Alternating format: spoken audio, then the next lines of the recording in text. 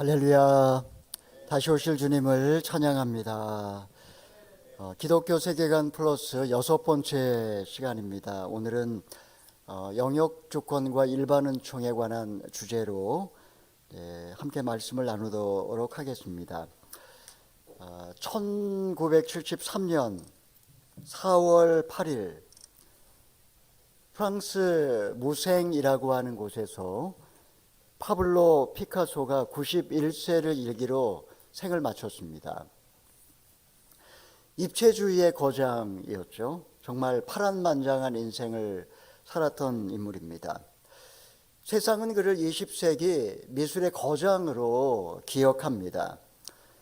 그의 재능과 업적은 한 시대를, 그 미술을 바꾸어 놓은 사람입니다. 인간의 삶은 그의 명성만으로 측정할 수 없습니다. 사실 그는 그렇게 행복한 인생을 살았던 사람은 아니었습니다. 사람은 세상에 이름을 남길 수는 있어도 영혼을 스스로 구원할 수는 없습니다. 피카소의 생애는 우리에게 조용히 묻습니다. 이름을 남기는 삶을 살고 싶은가? 아니면 하나님께 영광을 돌리는 삶을 살고 싶은가? 칼 구스타프 융은 인간 안에 페르소나와 그림자가 있다, 이렇게 말을 했습니다. 페르소나는 가면이죠. 그림자는 우리 안에 내면에 있는 어두운 영역입니다. 페르소나는 남에게 보이고 싶은 나의 얼굴이고, 그림자는 감추고 싶은 내면이라고 할 수가 있습니다. 사실 저나 여러분이나 우리는 모두 다 두 얼굴 사이에서 살아갑니다. 겉으로는 하나님의 영광을 말하지만 사실 속으로는, 우리의 내면은 인정받고 싶고 손해보고 싶지 않고 내 권리를 놓치고 싶지 않은 본능이 사실은 꿈틀거립니다. 입술로는 하나님을 높이지만 실제 선택의 순간이 되면 여전히 나의 이름, 나의 체면, 나의 이익을 먼저 붙을 때가 많습니다. 오늘 본문은 우상 제물의 문제를 다루고 있는 것처럼 보이지만 실제로는 좀 더 본질적인 문제를, 질문을 던지고 있습니다. 하나님이 정말 내 삶의 주인인가 하는 그런 질문입니다. 하나님은 교회 안에서만 주인이 아니십니다. 일반 은총이라는 것, 영역 주권이라는 것이 그런 거죠. 하나님은 가정에서도, 일터에서도, 관계에서도 이 세상의 모든 영역의 주인이라는 겁니다. 당연히 우리의 자유도, 우리의 선택도, 우리의 일생도, 우리의 목적도 달라져야 합니다. 더 이상 이 세상에서 내가 무엇을 남길 것인가가 아니라 내 삶을 통해 어떻게 하면 하나님께 영광을 돌릴 수 있을까? 그런 질문을 우리는 던져야 하는 것입니다. 이 시간에 우리는 본문 말씀을 통해서 내 삶의 왕좌에는 누가 앉아 계시고, 그리고 내 삶의 궁극적인 목적은 무엇일까?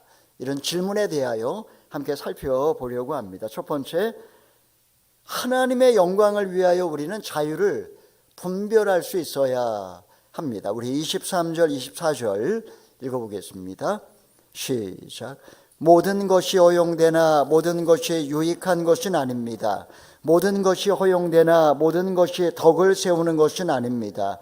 누구든 자기 유익을 구하지 말고 남의 유익을 구하십시오. 고린도 교회 안에는 모든 것이 허용된다, 이런 어떤 관용, 이런 생각이 사람들 가운데 퍼져 있었습니다. 예수님께서 말씀하셨습니다. 진리를 알지니 진리가 너희를 자유케 하리라. 예수님을 믿으면 모든 죄와 모든 죽음과 이 삶의 모든 율법의 속박에서 자유케 된다라는 그런 이해를 그들은 갖고 있었던 겁니다. 맞는 말입니다. 바울은 그 말 자체를 부정하지는 않습니다. 우리가 예수 믿은 다음에는 모든 것에서 자유한 것이죠. 바울은 자유를 없애려고 하는 것이 아닙니다. 이 자유 위에 어떤 기준을 세우는 것이죠. 그 자유가 나에게 유익한가, 나의 영적인, 나의 삶에 유익한가, 그 자유가 우리 모두에게 덕을 세우는가, 이런 질문을 하는 겁니다.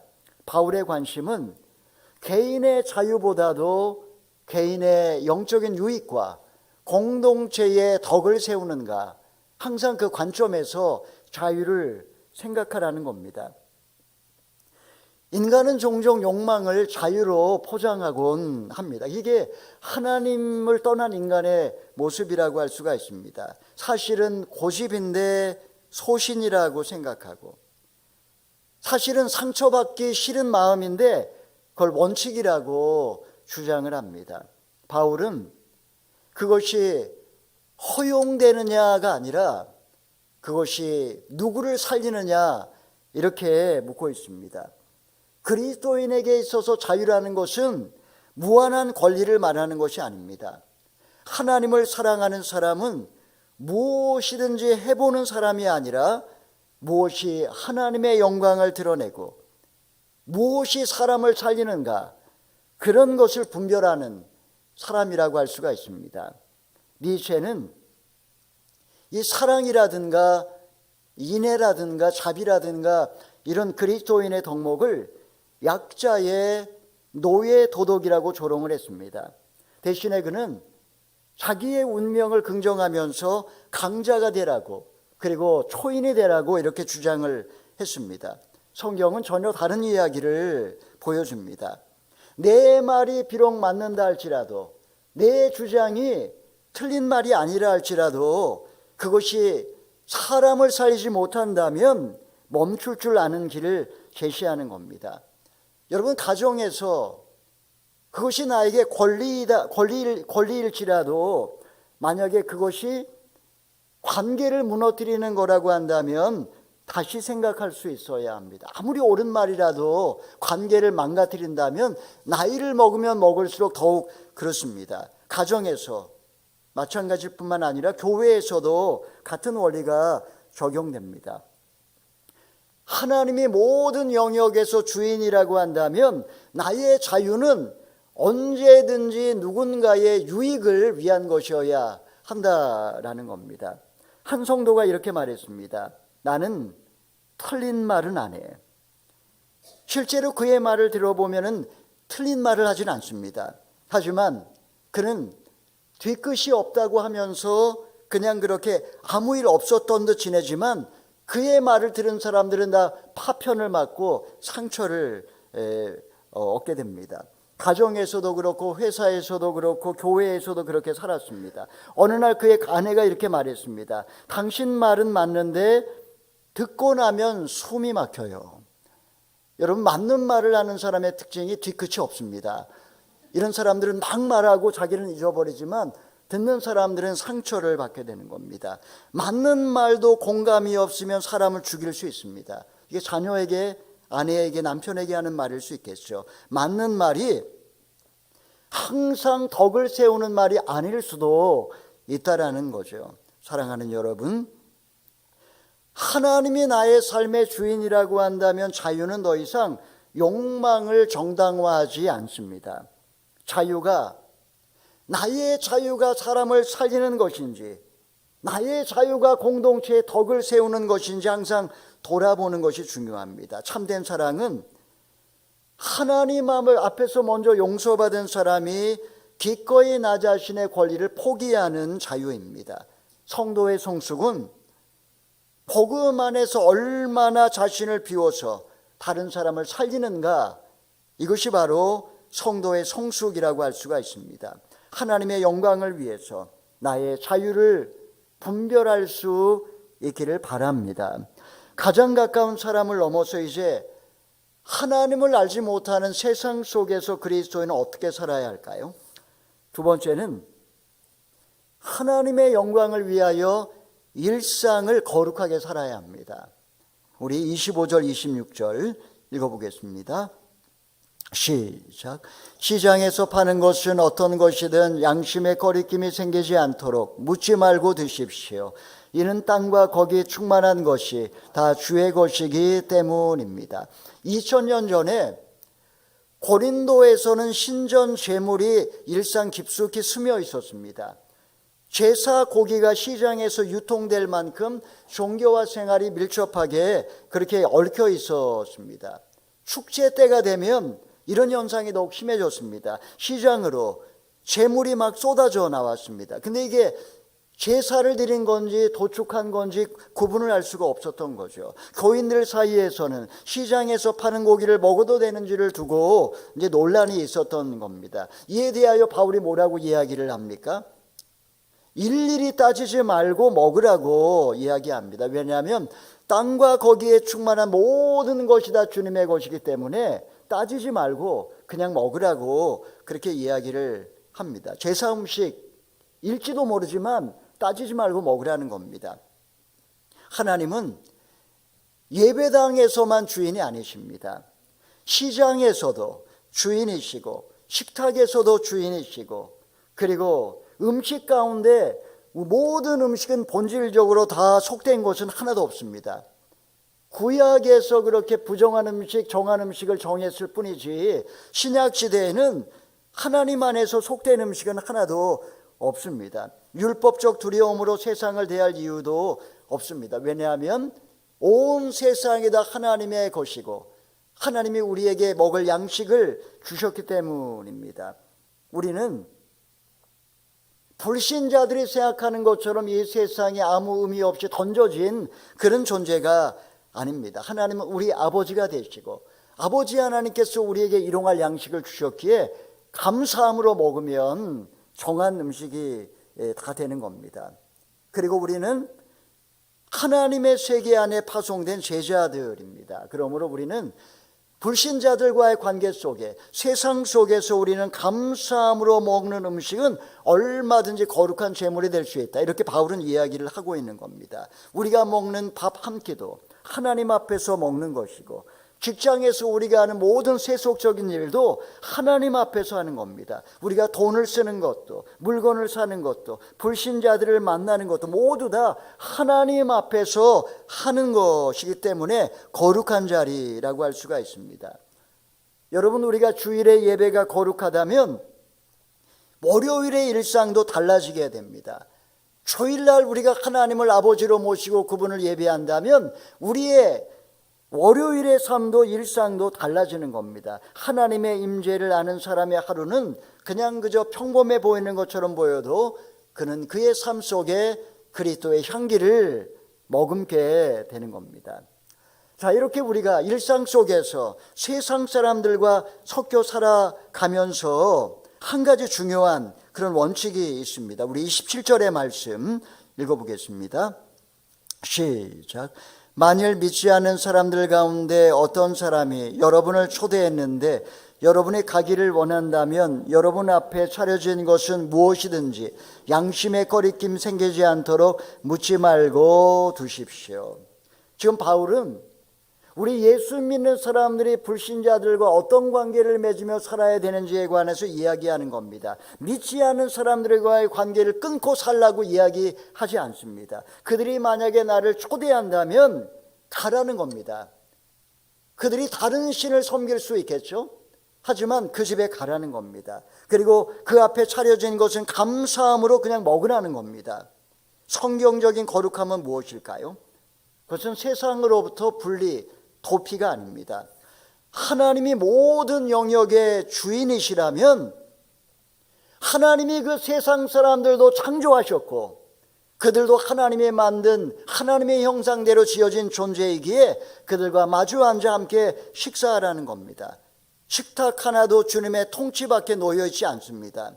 거기에 하나님의 주되심을 인정하고 그곳에 하나님의 영광이 임하기를 기도하면서 불신자들과 관계를 당당하게 맺으라는 말입니다. 여러분, 우리는 세상 사람들과 관계 맺는 것을 두려워할 때가 있습니다. 왜 그럴까요? 혹시라도 관계를 잃어버리지 않을까 두려워하고, 아니면 내가 예수 믿는다는 사실이 드러나면서 손해보지 않을까, 저 사람이 나를 불편해하지 않을까, 이런 두려움 때문에 불신자들과 관계 맺는 것을 불안해합니다. 어떤 때는 그냥 세상 속에서 내가 예수 믿는 사람이라는 것을 숨긴 채 적당히 그냥 섞이기도 하고, 어떤 때는 그냥 세상을 지나쳐버려 그냥 피해버리는 경우도 있습니다. 그리스도인들은 교회 안에서나 세상 속에서나 사람의 인정이 아니라 하나님의 사랑 안에 우리의 존재 의미가 있는 겁니다. 내가 누구입니까? 하나님의 사랑받는 자녀입니다. 그리스도인은 사람의 인정이 아니라 하나님의 인정을 받는 그런 존재 의미를 찾는 사람입니다. 그렇기 때문에 우리가 요즘처럼 예수 믿는 사람들에 대하여 그렇게 부정적인 말을 하는 그런 시대 분위기 속에서 우리가 불신자들과 관계를 맺을 때 때로는 손해를 보기도 하고 때로는 바보 취급을 당하기도 하고 가끔은 오해를 받기도 하고 그럼에도 불구하고 우리를 세상 한복판에 살게 하신 분은 하나님이십니다. 그곳에서 우리는 당당하게 불신자들과 관계를 맺으며 그렇게 내가 예수 믿는 사람이라는 사실을 분명하게 정체성을 나타내고 살라는 겁니다. 여러분, 우리가 예수님을 믿지만 우리 가운데 가족들 가운데 예수 안 믿는 가족도 있고 친척들 가운데도 예수 안 믿는 가족도 있습니다. 여러분 가운데는 아마 가족 가운데 혼자 외롭게 신앙생활 하시는 분도 있을 겁니다. 여전히 가족들 가운데 제사를 지내는 그런 가족도 적지 않습니다. 직장 동료와의 관계를 맺을 때도 마찬가지입니다. 술 문화도 있고 고사를 지낼 때도 있고 이런 세상과의 관계를 우리가 어떻게 맺어야 할까요? 그냥 피해버리면 될까요? 가장 중요한 것은 우리의 중심입니다. 사람의 인정에 만약에 내가 굶주려 있다면 우리는 세상과 타협할지 모릅니다. 하나님의 자녀라는 정체성이 분명하다면 우리는 세상 속에서 내가 예수 믿는 사람이라는 사실을 분명히 하면서도 그 가운데 흔들리지 않고 설 수 있습니다. 영성은 무엇일까요?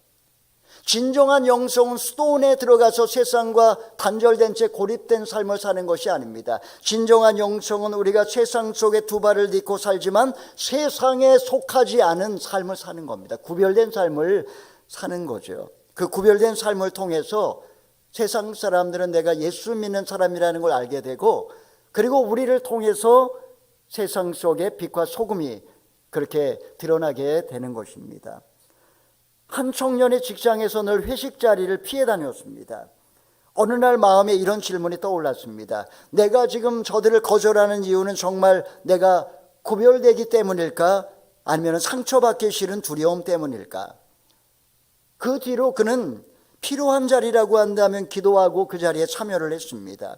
술은 정중하게 거절을 했습니다. 그리고 뒷담화하는 그런 자리에서 함께 참여하진 않았습니다. 시간이 흘렀고 동료들은 그를 신뢰하기 시작했습니다. 저 사람은 정말 경건한 신앙인이구나. 예수 믿는 사람은 다르다라는 인상을 주게 된 겁니다.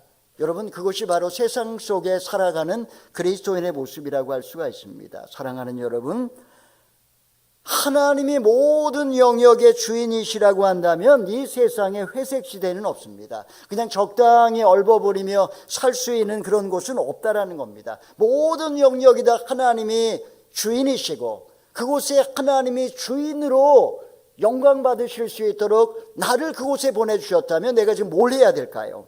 인간관계도 마찬가지입니다. 정치도 마찬가지죠. 과학도 마찬가지입니다. 예술의 영역도 마찬가지입니다. 주님의 통치 밖에 있는 것은 한치도 없습니다. 성도는 세상을 두려워서 도망치는 사람이 아닙니다. 하나님 안에 뿌리를 내린 채 세상 속으로 파송된 자가 제자들입니다. 여러분, 우리가 일상 속에 거룩하게 산다라는 것은 무슨 의미일까요? 특별한 장소, 예배당만 찾는 일이 아닙니다. 지금 내가 서 있는 자리, 하나님의 나를 보내주신 바로 그 자리에서 하나님의 주되심을 나의 삶과 인격과 언행심사를 통해 드러내는 것, 이것이 바로 주님이 나를 그곳에 보내신 목적입니다. 자, 우리가 세상 속에서 불신자들과 관계를 맺지만 멈춰야 할 때가 있습니다. 그게 언제일까요? 셋째는 하나님의 영광을 위하여 삶의 목적을 바로 세워야 할 때가 있습니다. 우리 28절에서 30절 읽어보겠습니다. 시작. 그러나 만약 누가 여러분에게 이것은 우상에게 바쳐진 제물입니다 라고 한다면 말해준 사람과 양심을 위해 먹지 마십시오. 내가 지금 말하는 양심은 당신 자신의 양심이 아니라 다른 사람의 양심입니다. 왜 내 자유가 남의 양심에 의해 판단을 받아야 합니까? 내가 감사하는 마음으로 식사에 참여한다면 왜 감사하는 것으로 인해 내가 비난을 받아야 합니까? 라고 반문할지도 모릅니다. 여러분, 조금 전까지만 해도 먹어도 된다라고 묻지 말고 먹으라고 했습니다. 자, 여기서는 누가 그것이 우상의 제물이라고 일러준다면 먹지 말라는 겁니다. 그전에는 이것이 우상의 제물인지 아니면 그냥 도축해서 나온 고기인지 구분을 못하니까 그냥 먹으라고 한 겁니다. 하지만 누군가가 이것이 분명하게 우상에게 바쳐진 제물이라고 알려준다면 먹지 말라는 겁니다. 중요한 것은 양심이라는 거죠. 같은 행동이라 할지라도 상황과 관계에 따라 전혀 다른 의미가 될 수 있다는 겁니다. 그냥 모른 채 먹는다면 그것이 나의 양심을 더럽힐 것이고, 내가 그냥 모른 채 먹고 있다면, 만약에 누군가가 믿음이 연약한 자가 그것을 보아서 시험에 든다면 차라리 먹지 않는 게 옳다라는 겁니다. 나의 자유로 인하여서 누군가가 시험에 들게 하기보다도 나는 영원히 고기를 먹지 않겠다고 바울이 말하지 않았습니까? 바울은 내가 분명히 먹을 수 있는 자유가 있지만 나의 자유로 인하여서 누군가가 시험에 든다면 나의 자유보다 사랑의 책임이 더 무겁다라는 것을 강조하고 있습니다. 우상의 제물이건 무엇건 무슨 상관이냐고, 그냥 감사함으로 먹으면 되는데 왜 문제냐고 이렇게 반발할지 모릅니다. 여러분, 이런 것을 자기중심성의 그림자라고 이야기합니다. 복음은 우리를 그 자리에서 끌어내어 사랑으로 옮겨갑니다. 진정한 자유란 무엇일까요? 하고 싶은 것을 다 하는 게 자유가 아닙니다. 사랑 때문에 멈출 줄 아는 절제가 그리스도인의 자유입니다. 하나님의 영광을 위하여 삶의 목적을 바로 세운 사람은 자기의 권리를 끝까지 밀어붙이기보다도 그것이 무엇을 향하고 있는지를 살피는 사람입니다. 여러분, 내 말이 아무리 맞는다 할지라도 만약에 누군가에게 걸림돌이 될 수도 있습니다. 성숙한 사람은 나는 괜찮다 해서 멈추지 않습니다. 저 사람은 어떨까? 저 사람은 괜찮을까? 항상 다른 사람의 마음을 헤아리는 것이 중요합니다. 하나님의 모든 삶의 주인이시라면 내 자유의 마지막 기준은 내 기준이 아닙니다. 항상 상대방이어야 합니다. 삶의 목적이 하나님의 영광에 놓인 사람은 한 걸음 물러나는 것을 패배라고 여기지 않습니다. 다른 사람의 마음을 헤아리는 거죠. 하나님의 영광에 놓인 사람의 모습, 그 사람은 한 걸음 물러나 다른 사람을 배려하고 그리고 누군가의 믿음과 영혼을 살리는 길을 선택하는 것입니다. 자, 이제 마지막으로 바울은 우리 예수 믿는 사람들의 분명한 삶의 목적이 무엇인가, 그것에 관하여 도장을 찍듯이 그렇게 말을 하고 있습니다. 우리 31절 33절까지 마지막으로 읽어보겠습니다. 시작.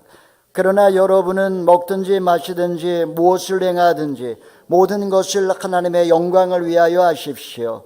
여러분은 유대 사람에게든지 그리스 사람에게든지 하나님의 교회에서든지 걸려 넘어지게 하는 사람이 되지 마십시오. 나도 모든 일에 모두를 기쁘게 하며 자기의 유익을 구하지 않고 많은 사람의 유익을 구합니다. 이는 그들이 구원을 받게 하려는 것입니다. 바울은 우리가 세상을 살아가면서 삶의 분명한 목적이 무엇인가, 그거를 지금 설명하고 있는 겁니다. 먹든지 마시든지 무엇을 하든지 하나님의 영광을 위하여 하라. 무슨 말일까요?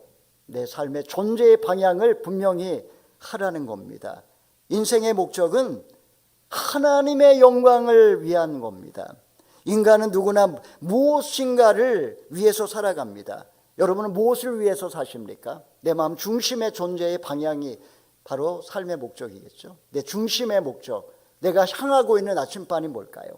그것이 돈일 수도 있고 사람의 인정일 수도 있고 세상의 성공일 수도 있고 아니면 자아 실현일 수도 있습니다. 성도는 그런 것이 아니라는 겁니다. 하나님의 영광을 위해서 사는 사람, 이런 태도는 어디서 나오는 걸까요? 하나님과의 친밀한 교제에서 흘러나오는 실체입니다. 이런 거는 내가 저절로 그냥 마음 다짐한다고 되는 것이 아니라 하나님과의 깊은 친밀감 속에서 흘러나오는 실제가 바로 이런 하나님의 영광이라는 겁니다. 하나님의 영광을 위하는 삶은 결심만으로 되지 않습니다. 왜냐하면 우리가 결심한다고 한다 할지라도 인간의 자아는 생각보다 훨씬 더 본능적이기 때문입니다. 욕망과 불안은 쉽게 다시 고개를 쳐듭니다. 주님을 따른다고 다짐을 해도 어느새 우리는 자기중심적인 것으로 기울이게 되는 거죠. 성도는 의지만으로 버틸 수 있는 그런 존재가 아닙니다. 하나님 앞에 머무는 사람, 내가 누구인지 하나님의 사랑받는 자녀라는 자기 인식과 그리고 그분과의 친밀한 관계 속에서 흘러나오는 실제를 통해서 하나님의 영광이 드러나는 겁니다. 사랑하는 여러분, 세상에 하나님이 주인이 아닌 영역은 한치도 없다라고 했습니다. 누가 이야기한 걸까요? 지난주에 신무한 장로님께서 말씀하셨죠. 아브라함 카이퍼의 말입니다. 세상에 하나님이 주인이 아닌 영역은 한치도 없다. 모든 영역이 다 하나님의 주인이라는 겁니다. 내 존재의 목적도 이 세상 속에서 어떤 영역에 내가 머물든지 간에 하나님의 주되심을 드러내는 것, 이것이 바로 내 존재 목적이라는 겁니다. 내 존재의 목적, 하나님의 주되심을 드러내는 것, 이것이 바로 먹든지 마시든지 하나님의 영광을 위하여 살아가는 것이고, 그럴 때 우리의 삶의 가장 작은 자리까지도 주님께 영광이 되는 겁니다. 그때 우리의 하루는 세상 속에 사람들이 느끼지 못하는 예배가 되는 것이고, 하나님의 임재를 연습하며 세상의 삶의 자리에서 살아갈 때 그곳에서 하나님의 살아계심이 세상 사람들에게 보여지게 되는 겁니다. 우리가 찬양의 가사처럼 나의 이름을 드러내는 삶보다 그분을 닮아가는 삶을 원하고, 나의 작음을 알고 그분의 크심을 알아가는 사람, 자기의 길만 밝히는 사람이 아니라 세상 속에서 누군가의 길을 밝히는 그런 사람이 되는 것, 여러분, 이것이 세상 속에서 하나님의 영광을 위해 살아가는 삶의 모습이라고 할 수가 있습니다. 교회에서뿐만 아니라 내 삶의 영역에서 내가 발을 딛고 있는 바로 그 자리에서 하나님의 살아계심을 드러내고 그분의 영광을 나타내고 하나님의 나라를 만들어가는 것, 이것이 바로 영역주권과 일반 은총이라고 할 수가 있습니다. 사진을 한 장 준비했는데요, 이분이 누굴까요? 혹시 아시는 분 계신가요? 한국 땅에 복음의 씨를 뿌린 유진벨 선교사님입니다. 앉아 계신 분이 유진벨 선교사님이고요, 서 계신 분이 그분의 사위입니다. 유진벨 선교사님은 1895년 아내 로티와 함께 조선에 들어왔습니다. 그는 2년 동안 한국어를 익힌 뒤 목포에 선교 거점을 열었고, 뒤이어 광주에도 선교 기지를 세웠습니다. 장로교 출신의 그런 선교사였습니다. 근데 그는 교회만 세운 것이 아닙니다. 그는 교회만 세운 것이 아니라 학교를 세우고 병원을 돕고 남도의 그 많은 지역에 복음과 교육과 돌봄의 기초를 놓았습니다. 한 사람의 순종은 한 지역의 역사 속에 뿌려진 거룩한 씨앗이 되었습니다. 이분의 헌신과 이분의 땀과 눈물과 노력으로 전라도 쪽에 많은 교회와 학교와 병원이 세워졌습니다. 하지만 그의 사역은 그의 사위 윌리엄 린튼 선교사를 통해서 계속됩니다. 나중에 1912년에 그가 이제 한국에 오게 됩니다. 그리고 교육 선교에 헌신하게 되고, 1919년 군산의 3.1운동을 도왔고, 그리고 미국에서도 이 3.1운동의 정당성을 알렸습니다. 그리고 신사참배의 강요에 맞서다가 결국은 학교가 다 문을 닫게 되었고, 결국 1940년 미국으로 추방을 당했지만 광복 후에 다시 한국으로 들어옵니다. 1956년 대전대학교의 기초를 놓고 초대학장으로 섬겼습니다. 이것이 오늘날 대전에 있는 한남대학교의 전신입니다. 놀라운 사실은 그의 사역이 여기서 끝나지 않았다라는 것입니다. 그의 후손들은 한국을 동일하게 섬겼습니다. 그의 아들, 우리 도표 한번 보여주겠어요? 네, 지금 린튼가의 가게도 유진벨 선교사님의 딸이 있었고, 그리고 딸과 결혼한 윌리엄 린튼이 있었고, 그 밑에 아들이 윌리엄 린튼, 휴 선교사, 드와이트 선교사 이렇게 있었습니다. 그리고 윌리엄 린튼 선교사 밑에 이제 이렇게 자녀들이 있었는데요. 후손들 가운데 아들 휴 린턴은 한국 전쟁에 참전한 뒤에 전라남도에 교회를 세우고 결핵 사역에 헌신했고, 드와이트 린튼 선교사도 선교에 힘썼습니다. 그리고 손자가 있죠. 스티븐 린튼은 유진벨 재단을 세워서 북한의 결핵 환자를 돕는 일에 힘쓰고 있고, 다른 손자인 인요한 선교사, 의사죠. 이분은 병든 자를 섬겼고, 최근에는 정치에도 참여해서 정치개혁에도 힘썼습니다. 여러분 놀랍지 않습니까? 한 가문이 자기의 이름을 남기려고 한 것이 아니라 여러 세대에 걸쳐서 복음과 독립운동과 교육과 의료와 정치와 사회적 약자를 섬김으로 삶을 드린 겁니다. 유진벨 한 사람으로 시작된 가문은 오늘날 우리에게 묻습니다. 정말 하나님이 내 삶의 왕좌에 앉아 계시다면 나의 믿음은 예배당 안에만 머무르겠는가? 나의 시간과 나의 일과 나의 사역과 나의 자녀와 다음 세대까지도 주님께 드려야 하지 않겠는가? 여러분, 성도의 삶의 중립지대라는 것은 없습니다. 예배 시간만 하나님께 드리고 나머지 시간은 내 뜻대로 살 수도 없습니다. 나의 자녀도 주님의 것이고, 나의 일터도 주님의 것이고, 이 땅의 문화도 주님의 것이고, 사회도 과학도 정치도 다 주님의 영역입니다. 하나님이 세상의 왕좌에 앉아 계시다면 나의 믿음은 반드시 교회만 바라보는 것이 아니라 전체 하나님의 나라를 볼 수 있어야 합니다. 내 말과 선택과 시간과 물질과 수고가 한 영혼을 구원할 뿐만 아니라 모든 세상의 영역에서 하나님의 통치가 드러나게 하는 것, 바로 이것이 그리스도인에게 주신 사명이라고 할 수가 있습니다. 성도 여러분, 오늘 우리는 스스로에게 물어야 합니다. 내 마음 중심에 지금 누가 앉아 있습니까? 하나님입니까? 아니면은 아직도 인정받고 싶은 자아입니까? 세상 역사의 중심에 누가 통치하고 있습니까? 하나님입니까? 아니면은 트럼프나 시진핑이나 이 땅의 정치 지도자들입니까? 삶의 가장 평범한 자리까지도 주님께 온전히 맡기라는 것입니다.